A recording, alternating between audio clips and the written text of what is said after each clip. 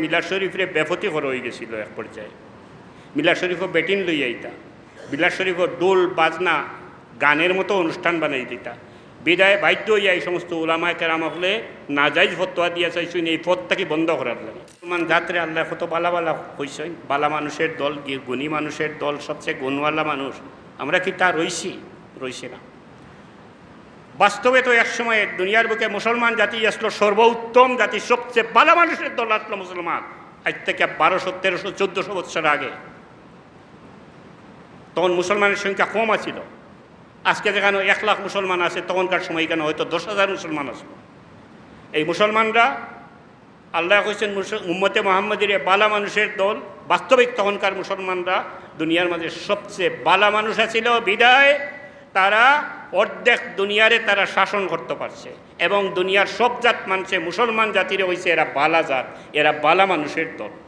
আজকে আমরা এগুলা নাই খেলে, আমরা লাঠি খাই, আমরা লাঞ্ছনা গুঞ্চনার শিকার হই, দুনিয়ার বুকে আমরা গাটে গাটে মাইর খাইতেছি। এর পিছনে কারণ, একমাত্র কারণ, লাকাদ কানা লাকুম ফি রাসূলিল্লাহি উসওয়াতুন হাসানা।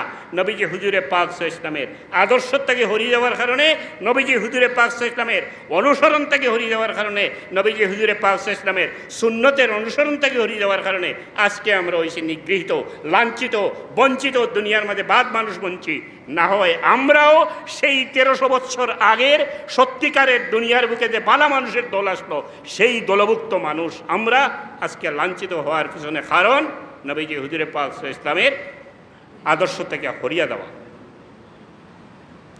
শুকরিয়া আদায়।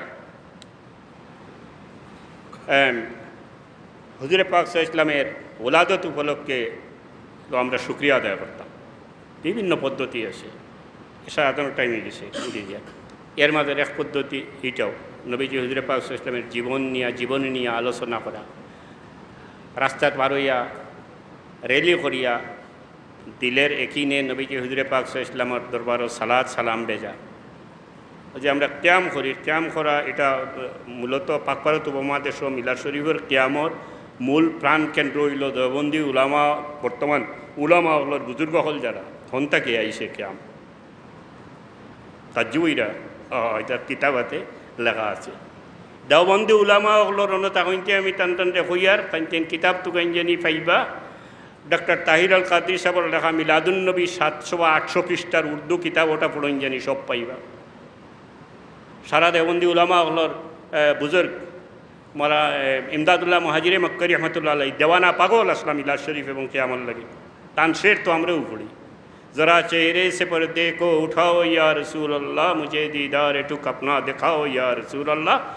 देवबंदी बुजुर्ग तमाम बुजुर्ग হলর উস্তাদ যাই তাইনও ও শের পড়িতা, ওটা আমরাও পড়ি। এখন আশরাফ আলী থানভী রহমতুল্লাহ আলাইহি, রশিদ আহমদ গঙ্গোহী রহমতুল্লাহ আলাইহি, গয়র এরাও মিলাদ শরীফ পড়িছইন এবং মিলাদ শরীফের পক্ষে আছিলা।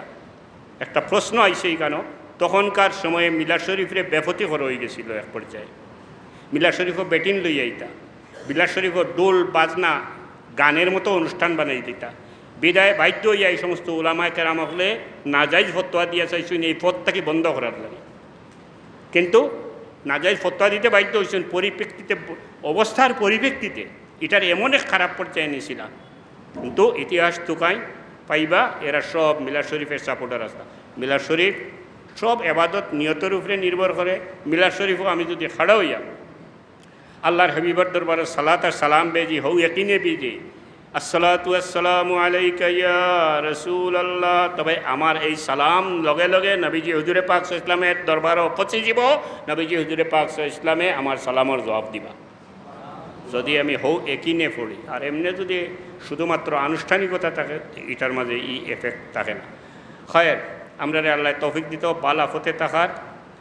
আর বালা ফতে থাকতে হইলে, আল্লাহরে ফাইতে হইলে কিছু বাদ খাম থাকি বাঁচিয়া থাকতাম হইব।